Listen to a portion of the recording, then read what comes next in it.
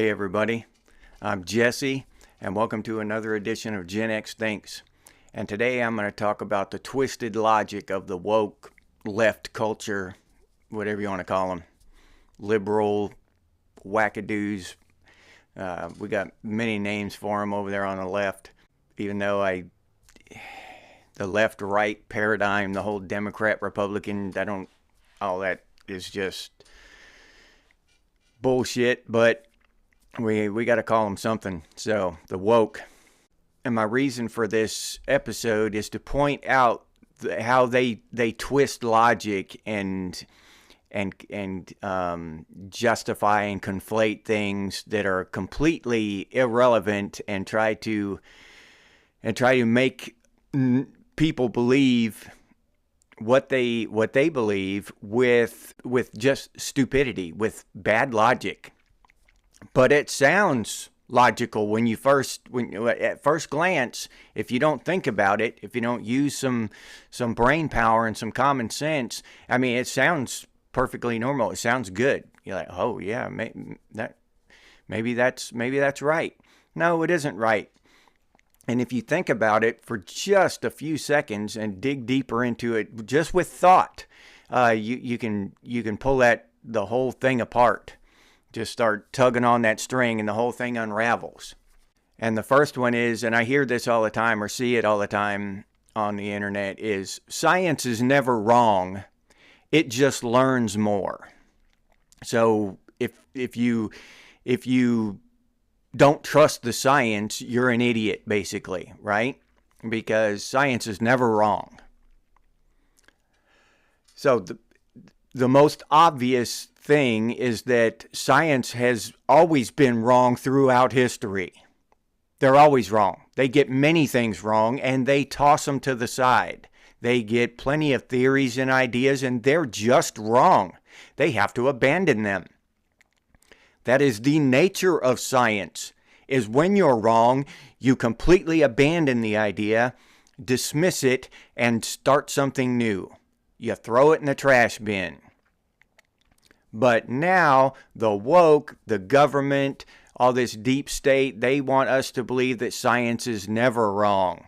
It's just an evolving thing that learns, and you can't disagree with it, or you're a right-wing conspiracy theorist, you're an anti-vaxxer, you're this, you're that, you're a Nazi, you're a racist, you're a misogynist or a transphobe. If you don't trust the science. Now, they completely ignore the fact that scientists are paid by big corporations to come up with conclusions that profit the big corporations. I mean, that's just common sense. That's a fact. It's not a conspiracy theory. Many of these scientists are employed by big corporations. Now, will the big corporations who own these ideas, these patents, these whatever they are that come out, will they display these to the public if they're going to cost them money? Like, say, they found out that the oxycodone was actually addictive. Way back when? 20 years ago, 30 years ago, whenever it was, they knew that the oxycodone was addictive. But they didn't tell anybody. They kept it hush-hush. So by keeping silent, by not telling us that science was lying, scientists involved in that, because scientists create this stuff, they're chemists, and they created an opioid epidemic. And it has literally killed millions of people. So to say that science just learns more is just pure bullshit. They're never wrong. That's pure bullshit. They lie. They're wrong. And for anybody who just completely trusts scientists without any other proof, just no thought, no research, no nothing, you're just asking for trouble. And nowadays, going down the pharmacology road, you'll take a pill and it has 10 side effects, and then you go back to your doctor, oh, I'm getting one of these side effects, and what does the doctor tell you? Oh, I've got another pill for that. Yeah. And you start taking that pill, yeah, it works. It gets rid of that side effect. But then there's another side effect with that pill, and it's a daisy chain of pills, so now you're on 10 pills for one problem. So those are the kind of things we need to think about when we're thinking about trusting the science. And we're being told that science is just, they're always learning, they're never wrong. All right, and another argument I hear all the time, that biological females are allowed to compete in biological male sports, so why shouldn't it be reversed? Why shouldn't biological males be able to compete against biological females? For the same reason that a fighter in the MMA or boxing or something like that can fight up in weight, right? You can fight bigger, heavier people, but you're not allowed to fight down in weight. You're not allowed, a heavyweight is not allowed to go down and fight and take the middleweight belt because it's unfair. Because he's bigger, he's stronger, she's bigger, she's stronger. She shouldn't be able to go down and take smaller, weaker people's belts, right? It's just common sense. But if a smaller, weaker person thinks that they are skilled enough to compete against bigger, stronger people, then they should be able to. Why? Why shouldn't they? It's the same thing. Women should be allowed to go compete in men's sports. Why not? If she thinks she's kick-ass enough, she should be able to go try. I haven't seen very many instances of it where they win Olympic medals. I think throughout the entire history of the Olympics, 0 women have won medals in the men's events.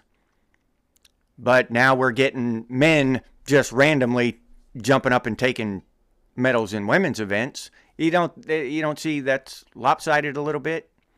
So yeah, when you can't punch down when it comes to sporting events, physical events. You can't punch down. You can punch up, but you can't punch down. That's common sense. It's fair. It's okay by every rule imaginable. And the last one is on the trans issue too. The thing I keep seeing is that it wasn't about water fountains then, and it isn't about bathrooms now. So they're basically equating the civil rights movement of the 50s to the trans stuff now. And that, it sounds logical when you hear, it's not about bathrooms. It wasn't about water fountains. Okay, they want you to feel about this trans movement the same way people feel about the civil rights movement. And it's just not, if you think about it for 5 seconds, they're not equal in any way, shape, or form. Black people did not have the opportunity to just identify as something else. Well, no, I identify as white, so I can ride the bus with y'all, or, drink from this water fountain, or do anything I want. I identify as white. Oh, no, I was just identifying as black. I'm not really black. I can do anything I want. That's the main difference. That the black people back then, they didn't have a choice. So to conflate the two is utterly preposterous and ridiculous. Black people were actually oppressed back then, and they didn't have a choice in it. So to equate that with this trans shit now is completely ridiculous. Black people weren't trying to sexualize children. Black people weren't grooming children in pre-K and kindergarten. back then. There was no reason. They weren't doing anything wrong. They just wanted to be treated as human beings, as people. That's all they wanted. Now, trans people today, and I shouldn't even say that, dudes who are slipping under this trans umbrella, normal heterosexual dudes who just identify as women and want to go in and groom kids and mess with kids and all this stuff and twerk in front of kids and pre-K. That's one of the most disgusting, disturbing things I've ever seen, is watching a transvestite twerking his ass in front of a bunch of kindergartners, teaching them how to twerk, and the parents in the background were clapping and laughing. Just that kind of disturbing shit. You can't equate that with the struggles of black people in the 50s, number one. Number two, black people in the 50s were denied certain rights, okay, that the rest of America had. Trans people today aren't denied any rights. They have the exact same rights as everybody else. I'm not allowed to go into a woman's bathroom. That's how it's always been. That's how it always should be. To change that is utterly ridiculous. And to change that by conflating this trans shit with civil rights is even more ridiculous. It's preposterous. It doesn't make sense. It's dangerous. Because there were no sexual predators who just identified as black back in the 50s to take advantage of people and get into places where they couldn't be and all this stuff. It's just weird. Black people were just normal, everyday people, and they just wanted the same rights as normal, everyday people. They weren't taking advantage of anything. They weren't trying to take people's places and medals from weaker people. They just wanted the same rights as everybody else. This trans shit isn't that way. They want to be more equal. They want to be able to do anything they want, basically, to our children, to our women, to in women's places. And it has nothing to do with rights. Nothing to do with rights at all. They have the same rights as everyone else. That straight heterosexual guy dressed up as a woman walking into a woman's bathroom right now has no more right to that woman's bathroom than I do. Period. Women have that right. They also have the right to privacy. They have the right to safety. They have the right to compete fairly.